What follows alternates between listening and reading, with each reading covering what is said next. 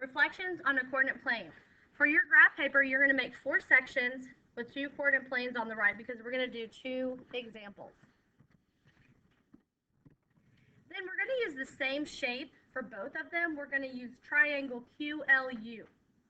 I've got the order pairs there and the image. Please put this image on both of your examples for the coordinate plane.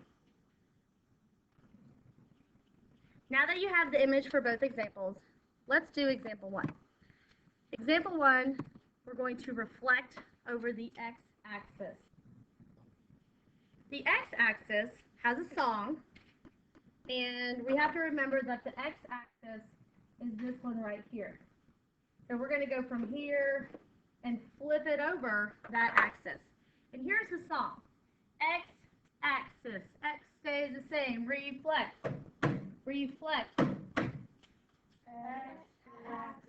X stays the same. Reflect. Reflect. Good. Now we're going to write the rule. And obviously when we write a rule, the first thing we need to do is write rule XY.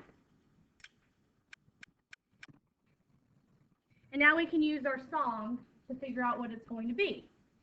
So the song says X stays the same. So if X stays the same, I'm going to bring X over exactly as it is. It doesn't say Y stays the same. So our only option really is to make Y the opposite of what it is. So X will stay the same and Y becomes the opposite. That would be your rule. Now we're going to apply the rule to the order of pairs. So the order pairs that we have written are 1, 3, 5, 1, and 0, -1 for QLU. And we have the arrow because that's going to show where we're going once we reflect over the x-axis. The strategy that I have is to set the problem up to get our answer easily, and then we just have to fill in the missing blanks. The first thing I do is look at the fact that x is staying the same. I'm going to do all the x values because they're staying the same, and I just have to bring them over. The x values are 1, 5, and 0, and they're staying the same. So I'm going to fill in 1, 5, and 0 all at the same time. Then I'm going to look at my y values, and the only thing I'm going to do with those is make them the opposite.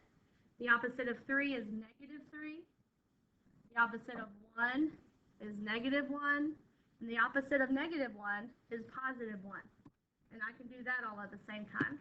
And then we're able to get our ordered pairs for the prime image. Once you've plotted Q prime, L prime, U prime, you will get this image. And this may look confusing, but if you're reflecting, it's the opposite. It's flipped over the axis. So if I have Q, I can count 1, 2, 3 to get to the x-axis. That means I have to count 3 on the other side. 1, 2, 3, so it's the same distance. So that's another way that you can tell if you're doing it correctly. Now let's go to example 2. Example 2, we use the same image, but we're going to reflect over the y-axis this time. And we know that the y is right here, so that's our pretend mirror. And it's going to flip over that. So here's our song. Y-axis. Y stays the same. Reflect.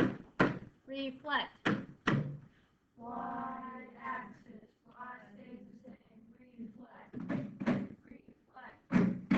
Okay, good. Make sure that you're writing down the lyrics because that will help you to solve the problems easily. And to start with, we're going to write the rule.